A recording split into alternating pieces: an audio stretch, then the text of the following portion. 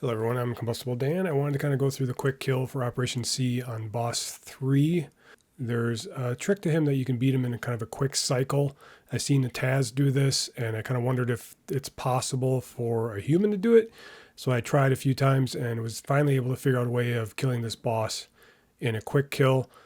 It took me a long time. I think I actually practiced this boss more than I actually played the game.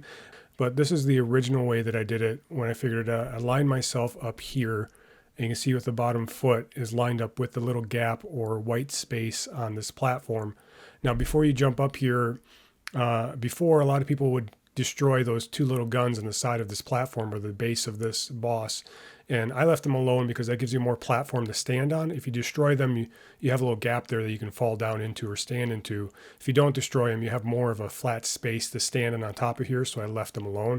It gives me more room to move up here. However, Archie Coffee did come up with a way to get yourself set up easily, and that's if you destroy this turret, jump down here and jump straight up, and then you're in position for the quick kill if you can make it happen.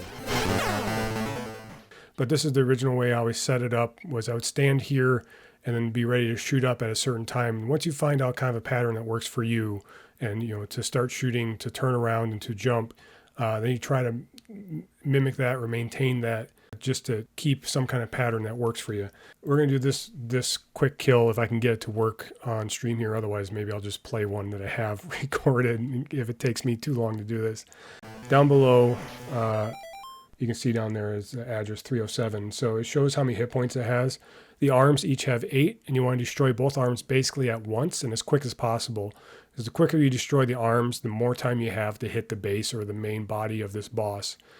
So if you're slower on killing the arms, then it doesn't shoot as many bubbles, and then it will, I guess I'll show an example here. So here, we'll try to kill him as arms as quick as possible. So you see 1, 2, 3, 4. So it shot 4 bubbles there.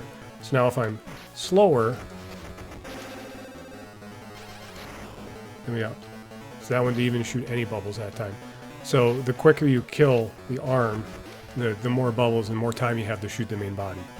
So the idea is to shoot up, turn around without shooting to the side, and then shoot down and to the left, and that's how you do the quick kill.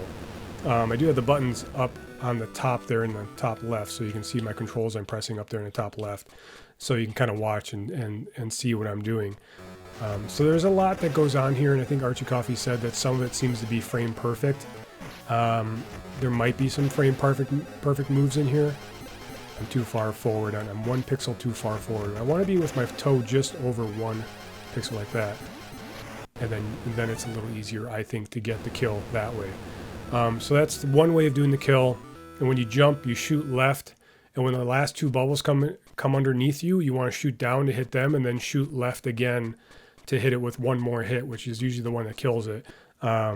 It's very difficult. I always watch the foot to see where the placement is, whether or not it's level with the edge of that gap, or whether I'm not 1 pixel forward in front of that gap.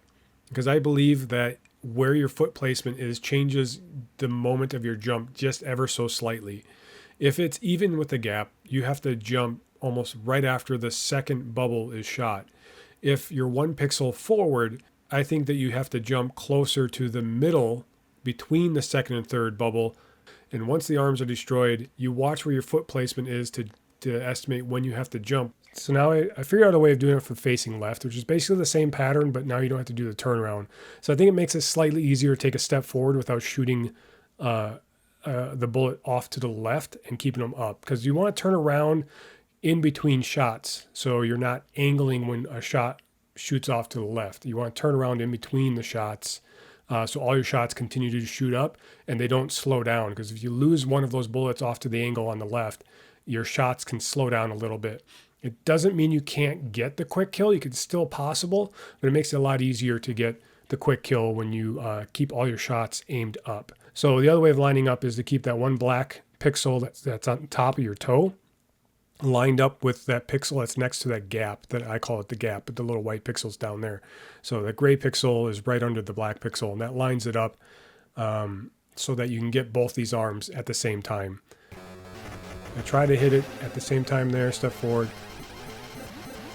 And that, you can see, let me pause this for a second here. You can see my value on my hit points right here. The value is 0. I needed one more hit to destroy it.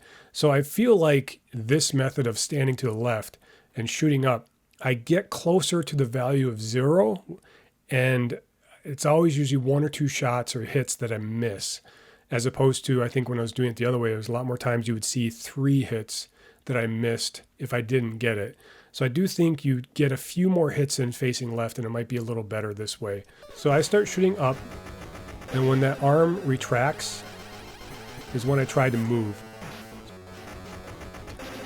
Move forward. Jump. And we got it.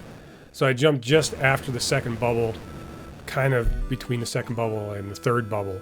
You're really waiting almost to the last second, but you want to jump past that third bubble to shoot down when you get to the high of your jump to hit the bubble below you so the explosion hits the boss. And then as you come down, you shoot left again to hit the boss. And I'm hoping that you'll see my controller presses in that if you want to kind of review it. But yeah, that's the quick kill for the boss here. It takes a lot of time. I worked on this for a long time to try to get where I am now, and I still have a hard time. How far you step forward matters. When you jump matters.